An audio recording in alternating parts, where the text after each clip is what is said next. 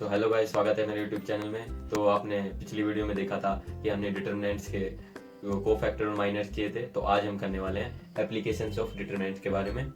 तो सबसे पहले आपका क्या आता है एप्लीकेशंस के अंदर, एरिया ऑफ ट्राइंगल, यानी कि हम किसी भी ट्राइंगल उसकी वर्टिसेस दे रखी है तो उसका एरिया कैसे निकालेंगे। अगर डिटरमिनेंट में क्वेश्चन आता है तो कि अब मान लेंगे हमारे ये एक ट्राइंगल है और ये इसकी वर्टिसेस दे रखी हैं x1 y1, ए की बी की x2 y2 है और सी की x3 y3 है। तो इसके अंदर हम अगर इसका एरिया ऑफ ट्राइंगल निकालना है तो कैसे निकालेंगे। इसका एक सिंपल सा फॉर्मूला होता है कि एरिया ऑफ ट्राइंगल निकालने के लिए 1/2 x1 y1 1, x2 y2 1 और x3 y3 1। तो ये आपका एरिया ऑफ ट्राइंगल निकालने का फॉर्मूला होता है। अगर इसे आप सोल्व कर लोगे तो आपकी वैल्यू आ जाएगी। तो ये 1/2 रहेगा हमेशा। और इसके अंदर ये हमेशा मॉड्यूल, यहाँ पे हम मॉड्यूलस लेंगे क्योंकि एरिया कभी भी आपका नेगेटिव नहीं हो सकता, ये हमेशा पॉजिटिव में होता है। तो इसमें जैसे हमने मैट्रिक्स करते हैं सोल्व, उसी तरह से इसे सोल्व करेंगे। और विद हमें साइन लेना है, तो मैंने आपको पिछली वीडियो में बताया था, आप उधर से ये सोल्व करना सीख सकते हैं।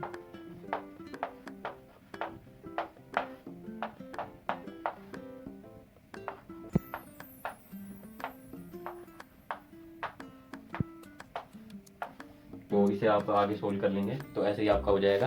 आप किसी भी एग्जाम्पल क्वेश्चन ले सकते हैं बुक में से और आप इसे सोल्व कर सकते हैं। तो अब हम देखते हैं अपनी नेक्स्ट प्रॉपर्टी कोलिनियरिटी के बारे में। तो अब हम अपना सेकंड एप्लीकेशन देखेंगे, कोलिनियरिटी ऑफ 3 पॉइंट्स, यानी कि कोई भी अगर 3 पॉइंट दे रखे हैं, अगर उसको कोलिनियर प्रूव करना है तो क्या होता है, कोलिनियर के अंदर आपके जो है उसका डिटरमिनेंट 0 के इक्वल हो जाता है। तो आपको उसके अंदर कुछ नहीं करना है, जो एरिया था अपने ट्राइंगल का उसी के अंदर केवल आपको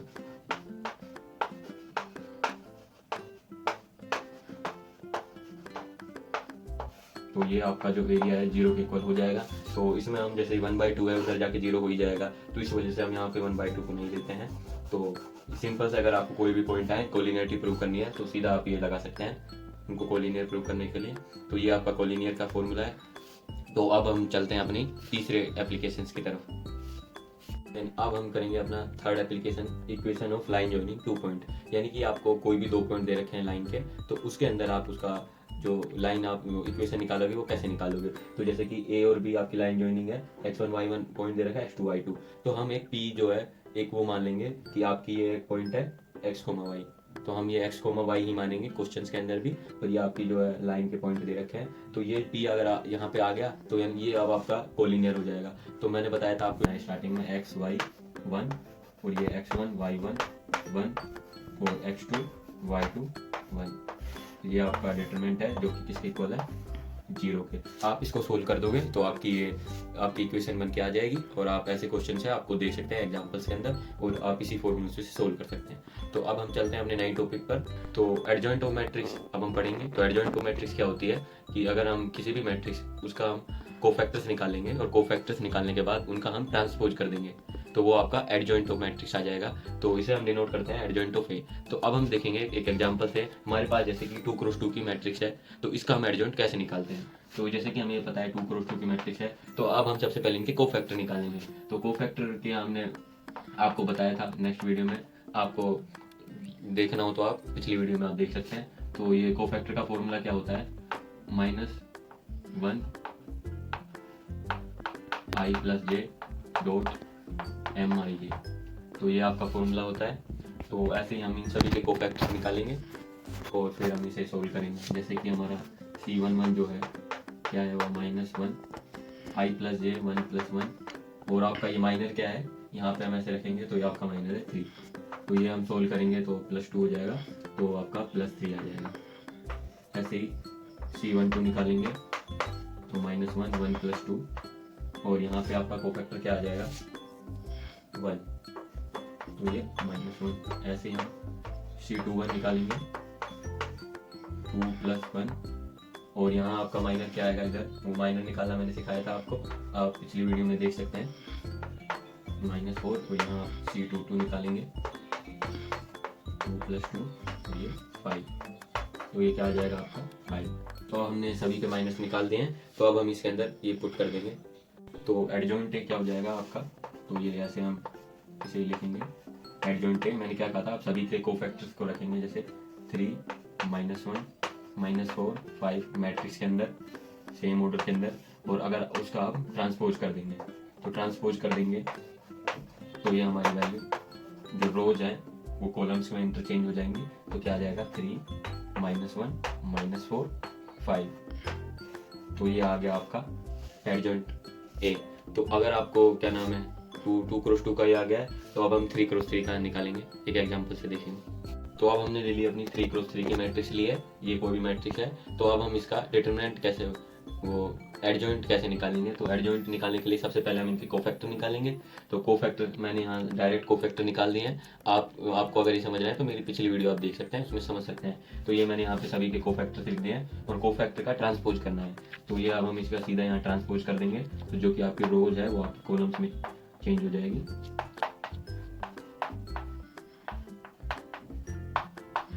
तो ये आपका आ गया है एडजॉइंट 3 क्रॉस 3 मैट्रिक्स का। तो हम इन्वर्स कैसे निकाल सकते हैं किसी भी मैट्रिक्स का। तो इसका सिंपल सा एक फॉर्मूला होता है, ये इसको आपको याद करना है, ये आपके बोर्ड्स में पूछ सकते हैं। Adjoint of A upon determinant of A, यानी कि किसी भी मैट्रिक्स का डिटरमिनेंट। तो ये आपका ए इन्वर्स निकालने का फॉर्मूला होता है, आपके ये बोर्ड्स में कभी भी आ सकता है। तो आपको ये कोई भी मैट्रिक्स दे रखी होगी, ए इन्वर्स पूछा होगा तो आपको एडजॉइंट ए निकालना है, फिर उसका डेटा निकालना है, उसे डिवाइड कर देना है। तो अब हम चलते हैं हमारा आखिरी जो टॉपिक है गॉस जॉर्डन मेथड की तरफ। तो अब हम देखने वाले हैं कि अगर हमें कोई भी सिस्टम ऑफ लीनियर इक्वेशन दे रखी है, ऐसे अगर आपको कोई भी दे रखी है, कोई भी लीनियर इक्वेशन है, उन्हें सोल्व करने के लिए हम एक मेथड का अप्लाई करते हैं जिसे हम कहते हैं मैट्रिक्स मेथड। मैट्रिक्स मेथड को हम गॉस जॉर्डन मेथड भी बोलते हैं। तो अब हम देखते हैं इसे कैसे सोल्व करते हैं। यानी यहाँ आपको कोई भी जो है सिस्टम ऑफ लीनियर इक्वेशन दे रखी होगी, तो इसे हम सोल्व करने के लिए मैट्रिक्स मेथड को अप्लाई करेंगे। यानी ax बराबर b x equal to A inverse b। इसमें ए इनवर्स क्या है आपका adjoint A upon det A, जो हमने अभी सीखा था। तो इसके अंदर ए आपका क्या है, ए जो है आपका मैट्रिक्स ऑफ कोफिशिएंट। कोफिशिएंट क्या होते हैं आपके, जो ये होते हैं a1 b1 c1 a2 b2 c2 a3 b3 c3। तो ये आपके जो है मैट्रिक्स ऑफ कोफिशिएंट, यानी किसी को आप मैट्रिक्स की फॉर्म में लिखना है। तो आपका ये हो गया ए। एक्स आपके क्या है मैट्रिक्स ऑफ वेरिएबल्स। तो वेरिएबल्स आपके क्या है यहाँ पे, जैसे एक्स वाई जेड। तो एक्स वाई जेड आपके हैं मैट्रिक्स ऑफ वेरिएबल्स, इनकी आपको वैल्यू निकालनी है एक्स वाई जेड की। और बी जो है आपका क्या है मैट्रिक्स ऑफ कांस्टेंट, यानी कि d1 d2 d3। बी आपका है मैट्रिक्स ऑफ कांस्टेंट। तो ये आपका होता है मैट्रिक्स ऑफ कोफिशिएंट, वेरिएबल्स और कांस्टेंट। तो यहाँ से ए इनवर्स हम निकाल ही लेंगे। अब हम देखते हैं कि अगर हमारे पास कोई भी क्वेश्चन आया तो हम उसे कैसे करते हैं। तो आप सबसे पहले ये लिख लीजिए। अब हम अपने एक एग्जाम्पल पर चलते हैं। तो देखिए आपके पास एक एग्जांपल दे रखा है, ये आपकी लीनियर इक्वेशन दे रखी है, एक्स वाई जेड आपको निकालना है। तो अगर ऐसे आपको आए डिटरमिनेंट के अंदर, तो आपको सबसे पहले क्या करना है, जो हमारा मैट्रिक्स मेथड था उसके अंदर आपका क्या फॉर्मूला था, x equal to A inverse B. यानी कि सबसे पहले हम ये फॉर्मूला अप्लाई करने के लिए एक्स ए और बी, इन सब चीज़ों को हम यहाँ पे लिख लेते हैं। तो ए हमने लिखेंगे, वो क्या था हमारा मैट्रिक्स ऑफ कोफिशिएंट था। तो यहाँ पे हमारा देखिए कोफिशिएंट यहाँ पे ये कुछ नहीं है, तो यहाँ पे हम 1 मानते हैं, यहाँ भी 1 यहाँ भी 1। तो हम इसे सीधा लिख लेंगे 1 -1 1 2 1 -3 और -1 1 1। तो ये आपकी हो गई ए। तो अब हमें क्या निकालना है, एक्स, यानी कि मैट्रिक्स ऑफ, वो आपको निकालना है मैट्रिक्स ऑफ वेरिएबल्स। तो वेरिएबल हमारे क्या है एक्स वाई जेड। तो हम ऐसे ही इसको लाइन में लिख लेंगे एक्स वाई जेड। तो अब हमें बी निकालना है। तो बी आपका यहाँ पे क्या है, ये मैट्रिक्स ऑफ कांस्टेंट। कांस्टेंट आपकी क्या है 4 0 2। तो देख सकते हैं हमने जो जो चीज़ें थी हमने वो निकाल दी है। एक्स हमने निकाल दिया फॉर्मूला रखने के लिए, बी हमने निकाल दिया है। तो अब हमें क्या करना है, ए इनवर्स निकालना है, यानी कि इनवर्स ऑफ मैट्रिक्स निकालना है। तो मैंने आपको वो फॉर्मूला बताया था ए इनवर्स निकालने का, एडजॉइंट ए अपॉन में डिटरमिनेंट ऑफ ए। तो डिटरमिनेंट ऑफ ए, सबसे पहले हम इसका ए इनवर्स निकालना पड़ेगा। तो हमारे पास ये ए मैट्रिक्स दे रखी है, तो हम सबसे पहले ए इनवर्स निकाल लेते हैं। तो हम सबसे पहले क्या निकालेंगे, डिटरमिनेंट ए। तो डिटरमिनेंट ए को आप ऐसे भी नोट कर सकते हैं दैट ए करके। तो ये हम निकालेंगे, तो सबसे पहले 1 और ये ऐसे इसको रखेंगे, तो क्या हो जाएगा 1 + 3। ये हम आप पिछली वीडियो में देख सकते हैं डिटरमिनेंट ऑफ ए कैसे सोल्व करते हैं। 2 - 3 + 1 क्या हो जाएगा 2 + 1। तो ये क्या आ जाएगा 4 2 - 3 -1 और ये क्या आ जाएगा +3। तो 4 + 3 7 - 1 6। तो ये आपका आ गया है 6 तो आपका एडजॉइंट यानी कि आपका डिटरमिनेंट दैट क्या आ गया है आपका 6, जो कि नॉट इक्वल टू 0 है। तो यानी कि आपका ए इनवर्स एग्जिस्ट करती है। अगर ए इनवर्स 0 के इक्वल आ जाता तो आपकी ए इनवर्स ही एग्जिस्ट नहीं करती, क्योंकि अगर एडजॉइंट अपॉन दैट 0 हो जाता तो वो तो इनवर्स एग्जिस्ट कर ही नहीं सकती। तो इसलिए अब ये आपका 6 आ गया, ये आपकी एग्जिस्ट करेगी। तो अब हम देखते हैं इसका एडजॉइंट कैसे निकालते हैं। तो आप सबसे पहले ये लिख लीजिए, तो अब हम नेक्स्ट पेज पे इसका एडजॉइंट निकालेंगे, फिर इसको फॉर्मूले में पुट कर देंगे। तो अब हमने यहाँ पे एडजॉइंट आपका सीधा लिख दिया है, यहाँ पे कोफैक्टर्स था मैंने उसके लिखे हैं, और ये सीधा हमने ट्रांसपोज कर दिया। तो ट्रांसपोज करने के बाद आपका ये आ गया, तो ये आपका है एडजॉइंट है, और डिटरमिनेंट ऑफ हमने यहाँ निकाल रखा था। तो अब हम क्या करेंगे, तो फॉर्मूला था हमारा x equal to A inverse B.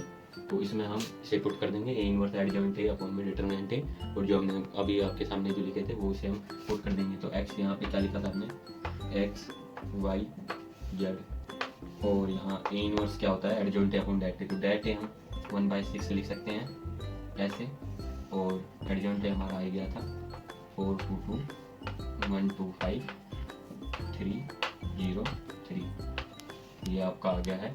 और बी हमारा क्या था 4 0 2, ये थे आपके क्वेश्चन थे। तो अब आप इसको सोल्व कर लेंगे तो आपका हो जाएगा। तो जैसे हमें पता है कौन कितने की मैट्रिक्स है, 3x3 ऑर्डर की मैट्रिक्स है, ये आपकी है 3x1, यानी कि 3 रोज है और कॉलम केवल एक है जो 3x1 की है।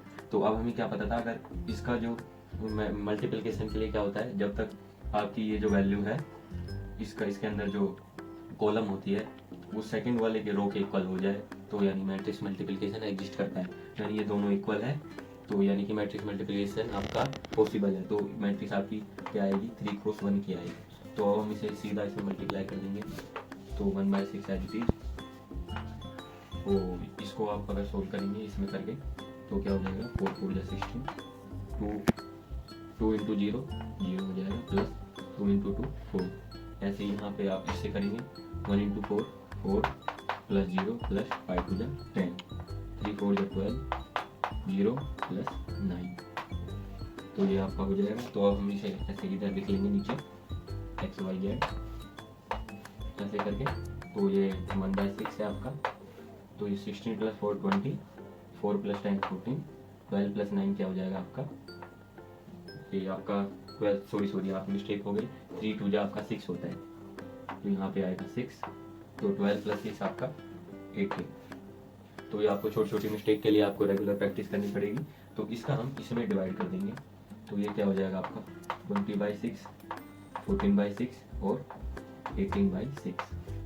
तो इसे आप चाहो तो काट के ऐसे लिख सकते हैं 10/3, और ये आपका कटेगा तो 7/3, और ये 3।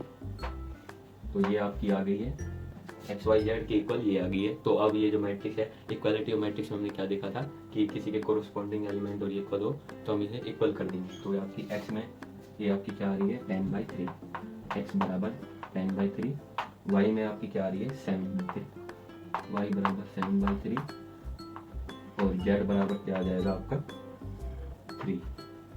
तो यहाँ आपकी जो है सिस्टम की लीनियर इक्वेशन सोल्व हो गई है, एक्स वाई जेड की वैल्यू आ गई है।